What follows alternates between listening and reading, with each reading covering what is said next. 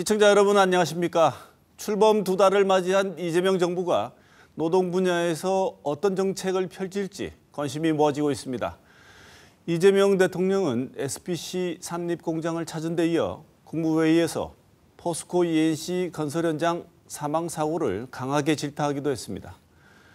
또한 노조법 2, 3조 개정안인 노란봉투법은 8월 임시국회에서 처리될 전망입니다. 오늘 토크는 새 정부의 노동정책을 어떤 방향으로 나가야 할지 토론하는 시간을 마련했습니다. 먼저 오늘 함께 하실 두 분 패널 소개합니다. 이승엽 대구대 사회학과 교수 모셨습니다. 어서 오십시오. 네, 안녕하세요. 신은정 민주노총 대구지역본부 수석 부본부장 나오셨습니다. 어서 오십시오. 안녕하십니까. 본격적인 토론에 앞서서 중대재해처벌과 관련한 영상 먼저 보시고 본격적인 토론 이어가도록 하겠습니다. 2016년 5월 서울 구의역에서 스크린도어를 수리하던 외주업체 직원 19살 청년이 열차에 치여 숨졌습니다. 2인 1조 원칙은 지켜지지 않았습니다. 2018년 12월에는 태안화력발전소 하청업체 20대 비정규직 직원이 연료 공급용 컨베이어 벨트에 끼어 숨졌습니다. 이른바 김용균법으로 산업안전보건법 개정이 이루어졌지만 산업재해는 끊이지 않았습니다. 2020년 4월 이천 물류센터 공사장 화재로 38명이 숨지는 사고가 발생하면서 정부가 경영 책임자와 기업을 처벌하는 특례법 제정 대책을 세웠습니다. 중대재해 처벌 등에 관한 법률은 2021년 1월 국회 본회의를 통과해 공포됐습니다. 가결되었음을 선포합니다. 1년이 지난 2022년 1월 27일부터 50인 이상 사업장을 대상으로 우선 시행됐고 2024년 1월 27일부터 5인 이상 50인 미만 상시 근로자 사업장까지 전면적으로 확대 시행됐습니다. 중대재해 처벌 등에 관한 법률 적용 범위는 중대산업재해와 중대시민재해를 포괄하며 안전보건조치 의무를 위반해 인명피해를 발생하게 한 사업주와 경영책임자, 공무원 및 법인의 처벌 등을 규정했습니다. 상시 근로자 5명 미만의 사업이나 사업장은 적용하지 않습니다. 2024년 상반기까지 고용노동부가 중대재해처벌법 위반 혐의를 수사한 사건은 717건이었지만 수사가 완료된 건 31%인 223건에 불과했습니다. 올해 3월까지 검찰이 재판에 넘긴 사건은 75건으로 사건 발생에서 기소까지 걸린 시간은 평균 16개월이었습니다. 올해 3월까지 기소 송치한 75건 중 1심 이상 선고 판결이 나온 사건은 37건이었습니다. 이 가운데 유죄 선고는 89%를 넘었지만 이 중 실형은 5건에 불과했고 대부분인 26건이 집행유예였습니다. 사고 발생 사업장 업종은 건설업과 제조업 순으로 비중이 컸고 기업 규모별로는 중소기업이 78.4%로 가장 많았고 중견기업과 대기업이 그 뒤를 이었습니다. 안전하게 퇴근할 권리를 지켜달라는 많은 호소로 만들어진 중대재해처벌법이 시행 4년 차를 지나고 있습니다. 조금씩 긍정적인 변화도 보이고 있지만 여전히 일터에서 노동자들이 죽거나 다치는 일은 반복되고 있습니다. 처벌은 솜방망이에 그치고 있고 재해조사서나 수사기록은 유족에게조차 공개되지 않는다는 문제도 지적되고 있습니다. 법 취지를 살리고 효과를 높이기 위해 법 제도 정비는 물론 공감대 형성은 여전히 중요합니다. 우리 노동 현장의 안전한 일터로 가는 길은 아직도 멀기만 한 것 같습니다.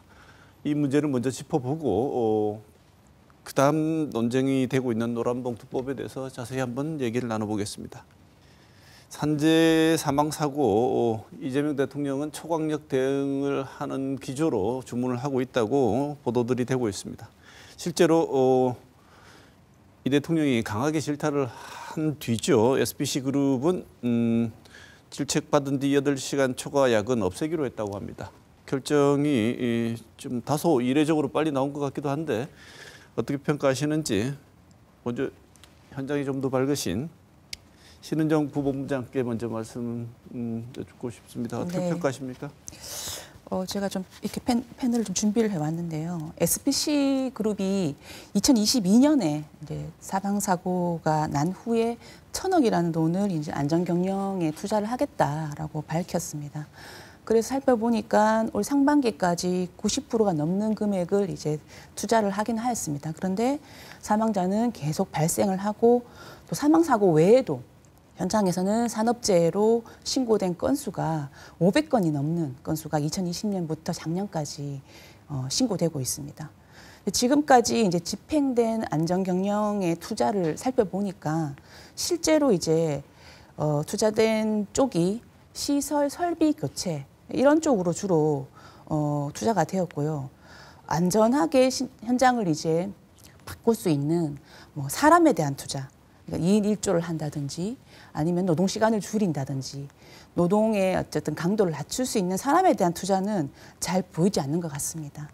대통령 질책이 이제 있고서야 장시간 노동을 없애겠다고 이제 하고 있는데 그 부분은 뭐 긍정적이라고 할 수 있겠지만 실제 뭐 2인 1조 안전 매뉴얼을 지키기 위한 충분한 인력이 주어지지 않고 또 가장 기본적인 안전교육을 실질적으로 실시를 하고 현장에서 지켜지게 하기 위한 이러한 시스템 구축에는 투자하지 않는다면은 결국 문제는 계속 반복될 수밖에 없다 이렇게 생각하고 있습니다. 네. 이 교수님 어떻게 평가하십니까? 그 8시간 초과 야근을 없애기로 했다라고 하는 거는 이제 사망 사고가 주로 이제 새벽에 일어났기 때문에 이제 그거를 여러 가지 그 안전 경영 조치를 취했음에도 불구하고 계속 하니까 이제 그거를 심야 근로 자체를 없애겠다라고 하는 건데 저는 요거는 노동자들을 생각하지 않는 사용자의 일방적인 결정이고 왜냐하면 지금 이제 그 SPC 같은 경우에 2조 2교대 식품업계에서 좀 일반적인 거죠. 2조 2교대를 하거든요. 그런데 2조 2교대도 보통 이제 8시간씩 하는 2조 2교대가 있는데 식품업계에서는 이제 12시간을 합니다. 그래서 주 4일 이렇게 해가지고 이틀 주야로 일하고 그다음에 이제 이틀 쉬는 이런 방식인데 문제는 이 비중이 2조 2교대가 하루에 12시간을 일을 하는 거거든요. 그러면 한 조는 저녁에 나와서 새벽까지 내내 일을 해야 되는 겁니다. 그러면 안전사고가 발생하지 않을 수가 없는 거죠. 그런데 이 부분을 이제 줄인다라고 했을 때 그건 물론 좋은 일이지만 문제가 뭐냐면 근로자들의 임금소득이 야간수당하고 연장근로수당이라고 하는 게 확 줄면 소득이 줄어드는 거잖아요. 그럼 노동자들 8시간 초과야근을 없애기로 하면 그거에 의해서 피해를 보는 노동자들의 소득을 어떻게 보전하겠다는 얘기가 같이 나와줘야 되는데 그 얘기 없이 본인들이 사고 쳐가지고 문제가 생기니까 그걸 덮기 위해서 일방적으로 근무 안 시키겠다라고 하는 거는 본인들이 일방적으로 안전관리를 하고 문제가 생기면 또 일방적인 어떤 경영적 조치를 실시하면 결과적으로 노동자들의 어떤 참여나 노동자들의 의사는 전혀 반영하지 않는다라는 거잖아요. 그렇게 되면 현장의 목소리를 반영하지 않는 구조 하에서는 어떤 식으로 조치를 하더라도 안전사고가 계속 발생할 수밖에 없다라는 겁니다. 네. 그래서 이런 조치는 저는 별로 그렇게 효과가 있을 거라는 생각은 들지 않습니다. 네. 경영자의 입장에서 밖으로 드러날 때는 엄청나게 큰일을 해주는 것처럼 하는 걸 일방적으로 발표를 했단 말이죠. 네네. 그래서 당장 나온 얘기가 이 교수님 지적하셨지만 실질 임금이 감소했다. 그러면 이거는 전혀 뭐 체감적으로 도움이 되는 작업 환경 개선의 조치가 아니다. 이렇게 볼 수도 있는데 실질 임금 감소에 대해서는 어떻게 보십니까? 이게 이제 아까 말씀하신 대로 이 교수님 말씀하신 대로 실질 임금 인상에 따라오지 않는 일방적인 노동 시간을 감소시키는 문제는 결국은 이제 생계의 어려움으로 이어질 수밖에 없다고 당연히 생각할 수밖에 없습니다. 그러다 보니까 지금 당장은 이제 사용자가 뭐 모면하기 위해서 8시간 근무로 하겠다라고 해서 시행을 한다 할지라도 이 관심이 만약에 없어지거나 예를 들어서 이제 그 시야에서 벗어난다고 한다면은 다시 이제 생계를 위해서 노동자들은 장시간 야간 노동을 선택할 수밖에 없는 이런 조건으로 돌아갈 수밖에 없을 거다라고 생각을 하고 있고요.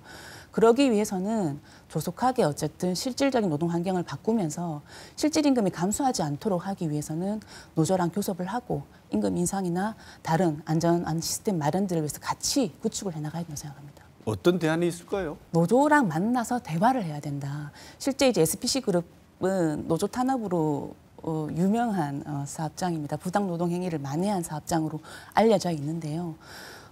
대화 상대로 어쨌든 노동조합을 인정하고 현장의 목소리들이 반영될 수 있도록 협의를 빠르게 진행시켜 나가야 된다고 생각합니다. 네. 이 교수님 아까 말씀하신 내용의 연장선에서 보자면 일단 8시간 노동이라는 틀은 바꾼 다음에 네. 희망자에 한해서 실질 임금 감소분만큼 일을 더 하고 싶은 사람 더 하라는 이런 편법을 쓰게 되면 다시 돌아간다 이렇게 볼 수 있습니다. 그리고 단순히 8시간 초과 야근을 없애는 게 아니라 이건 이제 교대제 개편의 필요성이 있는 거고요.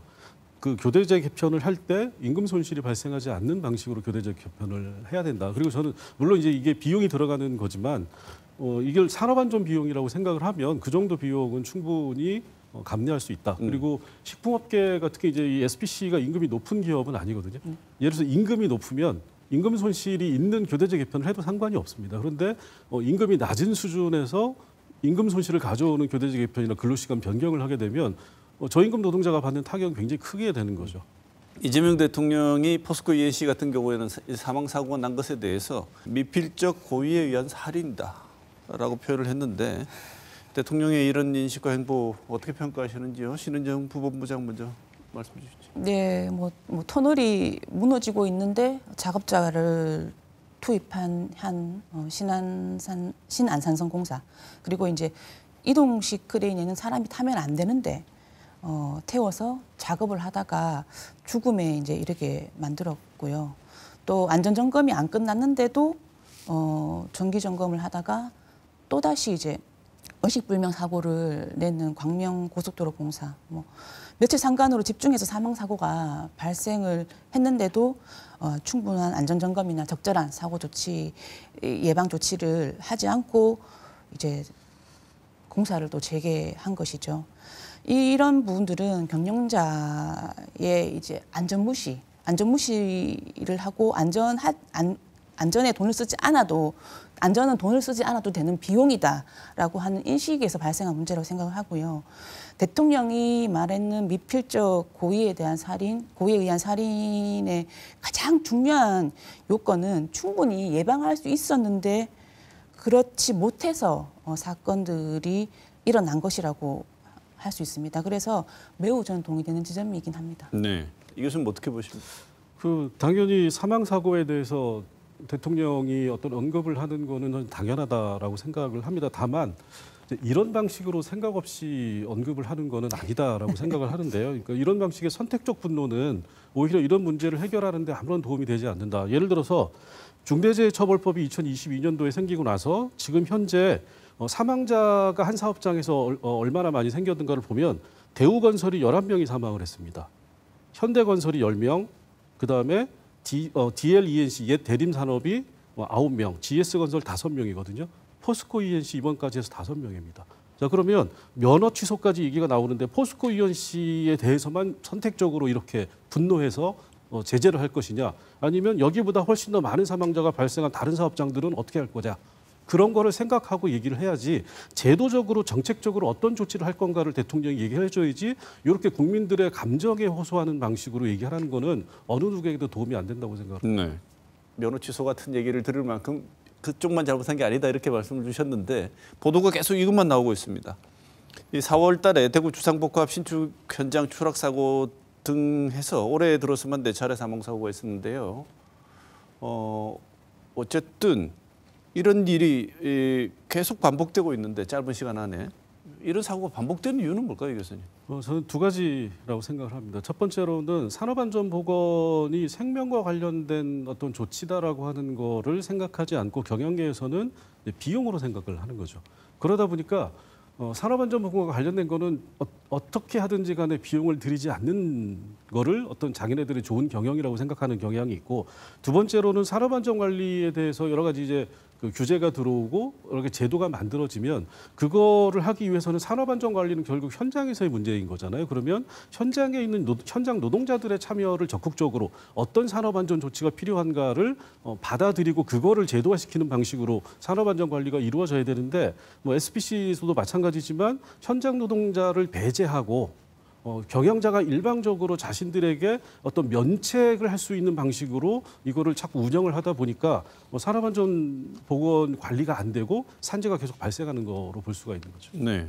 신 부본부장께서는 이런 일이 반복된 이유 뭐라고 보십니까? 네, 대체로 이제 동의가 되는 지점이고요. 어쨌든 예를 들면은 건설 현장에서는 공기를 단축시키는 게 또 제일 중요하잖아요. 그러다 보니까 안전장비 착용할 시간을 사실 아껴야 되는 이런 쪽으로 운영이 되고 있고, 제조 현장은 또 제조 현장대로 빠르게 가동을 시키고 많이 가동시켜야 되니까 이런 어떤 뭐 2인 1조가 돼서 해야 될 일들이나 이런 것들을 뭐 혼자서 감당하게 하는 방식으로 시간을 아끼도록 만들게 되고, 또 뭐 서비스 업종 같은 경우에는 위험한 업무들 같은 경우에는 외주, 하청의 하청, 도급의 도급 이런 식으로 이제 일을 떠넘기는 방식으로 해서 어떻게 하면 이제 안전보다는 비용을 절감하느냐 뭐 이쪽으로만 이제 운영을 하다 보니까 사실은 안전 불감증 이런 말이 나올 수밖에 없는 이런 구조로 만들어지고 있기 때문에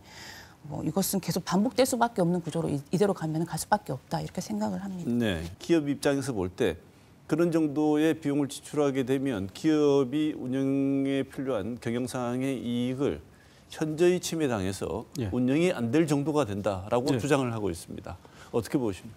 제가 그래서 이제 산업안전관리에 현장 노동자의 참여가 굉장히 중요하다고 말씀드린 이유가 그겁니다.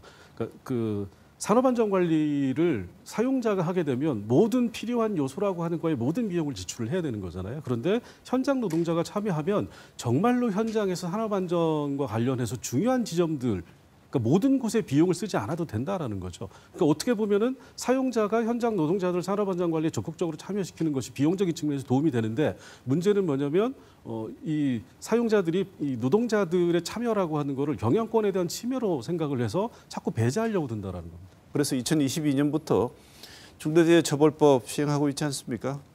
그런데 그동안 산업재해 현황을 본다면 실질적인 어떤 중대재해처벌법의 효과 어떻게 평가하시는지 신부본부장 먼저 말씀 주시죠.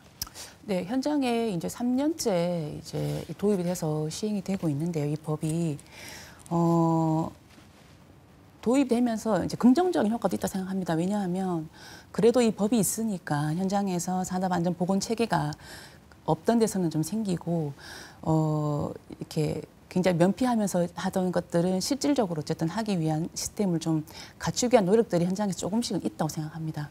그래서 그런 긍정적인 효과가 있는 반면에 실제로 이제 발생했는 중대재해처벌법을 어긴 기업에 대한 처벌 수준을 봤을 때는 굉장히 낮더라 이런 것이고요. 지난 3년간에 이제 35건의 재판에 넘겨진 사건 중에서 경영자가 실형을 받은 경우에는 5건에 사실 불과합니다. 그리고 기업도 어쨌든 양벌책이기 때문에 법인에도 이제 벌금을 부과할 수 있는데 1명 이상 사망을 하게 되면은 50억 이하로 벌금을 주도록 하고 있는데 88.5%가 1억 이하의 벌금을 받는 것으로 매우 이제 가볍게 처리가 되고 있습니다. 또한 수사는 지지부진, 재판도 매우 늦게 이러다 보니까 실제 사고가 발생하더라도 이런 부분들이 매우 이제 가볍게 처리되는 것이 아니냐라는 생각이 들고요. 어쨌든 이 부분에 이 중대재해처벌 관련해서는 처벌법을 또 이제 집행하는 문제는 그러니까 사고가 발생하고 난 뒤이지 않습니까? 그래서 그것도 중요하지만 동시에 또 예방하기 위한 어떤 이런 것들도 강화해 나가야 된다. 이 두 면이 같이 이제 이루어져야 된다라고 생각을 하고 있습니다. 네, 이 교수님 어떻게 평가하십니까?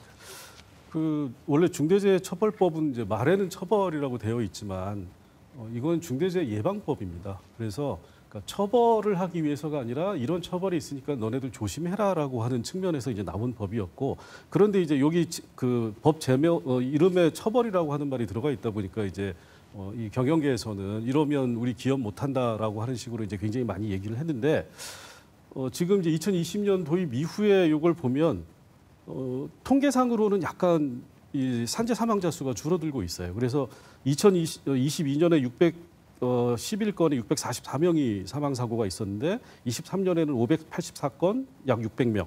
그다음에 24년에는 553건, 589명 이렇게 해서 이제 줄어드는데 실제로 우리가 2022년 이후에 건설 제조업 경기가 안 좋아가지고 건설 현장 자체가 많이 줄어들었습니다. 그래서 그거를 따지면 경기 악화 상황을 고려하면 실제 효과가 거의 없는 게 아니냐. 그리고 왜 이게 그렇게 기업 못할 것처럼 떠들었던 법이 통과돼가지고 실시가 3년이나 지났는데도 산재 사망자 수가 안 줄어드느냐. 그거는 뭐냐면 여기 이제 그 아까 우리 부본부장님 말씀하셨지만 처벌 수위가 굉장히 낮다라고 하는 겁니다. 첫 번째가. 그리고 두 번째는 사실은 더 중요한 게 기소 자체가 되지 않는다라는 거예요. 기소율이 약 2%가 안 돼요. 그러면 경영자들이 이 법은 있으나 마나한 법이라고 생각을 하는 거죠. 그리고 더 한심한 거는 뭐냐면 대기업에 대한 처벌은 한 건도 없습니다. 여기 포스코 ENC 면허 취소 얘기 나왔을 때 대기업에 대해서는 어느 정부든 건들질 않아 왔다라는 거예요. 그러면 자 3표 산업 같은 경우에 우리가 굉장히 많은 관심을 가지고 있었잖아요. 중대재해처벌법 1호 아직도 재판 중에 있습니다. 그리고 이분께서 헌법소원을 작년인가 거셔가지고 그것도 지금 같이 걸려 있습니다.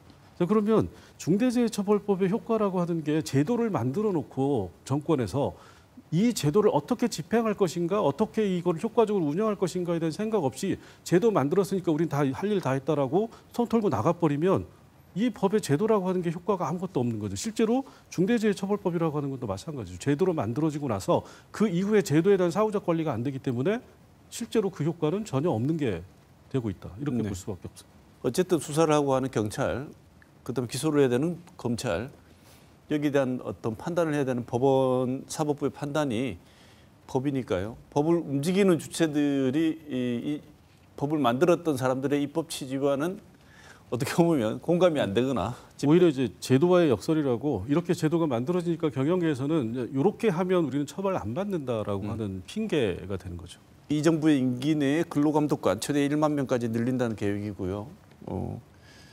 수사 전담 팀도 신설한다고 합니다. 이렇게 되면 이게 실효성이 있는 대책이 될까요? 지금 3,000명 정도 있는 걸로 알고 있고 7,000명을 이제 증원하겠다라고 이제 얘기를 하고 있는데 문제는 이제 그 중에 한 3,000명을 지자체에 이제 권한을 줘서 3,000명으로 뭐 30인 이하 사업장들을 이제 감독하게 하겠다라는 정책을 좀 가지고 있습니다. 그래서 이건 좀 우려가 많이 됩니다. 그렇지 않아도 어려운 30인 이하 사업장이 문제도 많이 발생하고 이럴 수밖에 없는데 전문성을 담보할 수 없는 지자체에다가 이제 이런 인원을 주고 감독을 하게 하겠다라는 것은 오히려 이제 정책에 혼란만 일으키고 전문성만 떨어뜨리지 않을까라는 우려를 좀 하고 있고요. 경찰에 그러면 이제 수사팀 전담 수사팀을 이제 만들겠다라고 얘기를 하고 있는데 이것 또한 이제 혼란을 일으키지 않을까 싶습니다. 이게 누구의 소재냐? 기존에 이제 그 고용노동부가 가지고 있던 일과 이게 중첩되지 않나? 그러면 결국은 서로 미루는 꼴로 이제 결과로 나타나지 않을까? 이제 이런 우려가 좀 됩니다. 그래서 오히려 지금 이제 고용노동부의 인력이 부족한 건 맞습니다. 그래서 10,000명까지 늘리는 것은 고용노동부의 어쨌든 근로감독관을 늘리는 것은 동의를 합니다. 하는데 그런 어떤 인력 증원과 동시에 이제 권한도 이제 조금 늘려서 실질적으로 이제 수사와 기소까지 할 수 있는 이런 권한들이 좀 주어진다면은 오히려 더 낫지 않을까라고 저희들은 좀 생각하고 있습니다. 네, 이 교수님 어떻게 보시는지? 저도 근로감독관을 증원할 필요성은 뭐 역대 정부들이 다 그렇게 생각을 했고 또 문재인 정부 때도 상당히 많이 근로감독관을 늘린 걸로 알고 있습니다. 물론 이제 충분하진 않지만 그런데 우리가 이제 생각해봐야 될 거는 근로감독관을 10,000명 늘린다고 해서 산재 발생률이 줄어들까? 경찰관을 10만 명을 늘리면 범죄율이 줄어들까? 자, 그러면 실제로 기업마다 근로감독관을 한 명씩 배치할 것도 아닌 거잖아요. 그러니까 이거는 너무 규제를 하면 모든 문제가 해결된다라고 하는 지나친 국가주의적인 사고방식에 물들어 있는 게 아닌가. 그러니까 국가 권력이 개입하면 모든 문제가 해결될 수 있으면 우리나라는 벌써 유토피아가 되어 있어야 되는 거죠. 근데 현실은 그렇지 않는 겁니다. 그래서 저는 실효성이 별로 높지 않고 단기적으로 충격은 줄 수 있지만 중장기적으로는 효과가 별로 없을 것이고 산재라고 하는 거는 현장에서의 관리가 중요하다. 근데 근로감독관이 현장에 상주하는 게 아닌 거잖아요.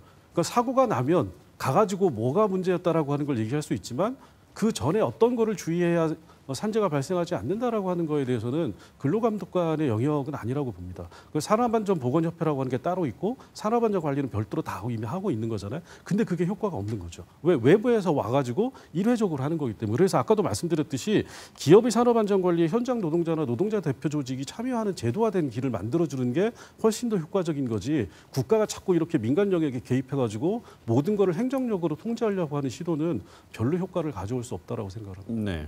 예를 들면 이승희 교수님 말씀하신 부분을 조금 짚어보자면은 현장에서 그러니까 이미 이제 있는 제도 중에 명예산업안전감독관이 있습니다. 근데 현장 출신의 어쨌든 노동자들이 이제 그 고용노동부와 함께 이제 활동할 수 있도록 제도는 마련돼 있는데 실질적으로 이제 활동을 하려면은 현장에 들어갈 수 있어야 되지 않습니까? 예를 들면 문제가 있을 법한 현장을 찾아가서 살펴보고 안전이 미비한 곳을 이제 지적할 수 있도록 해야 되는데 그런 실제적인 활동은 전혀 지금 이루어지지 않고 있습니다. 그러다 보니까 이제 현장 노동자들이 이제 실질적 참여가 이제 좀 이렇게 잘 될 수 있는 방법이 마련돼 있음에도 불구하고 활용이 안 되고 있다. 그런 측면도 있다. 네. 보여집니다.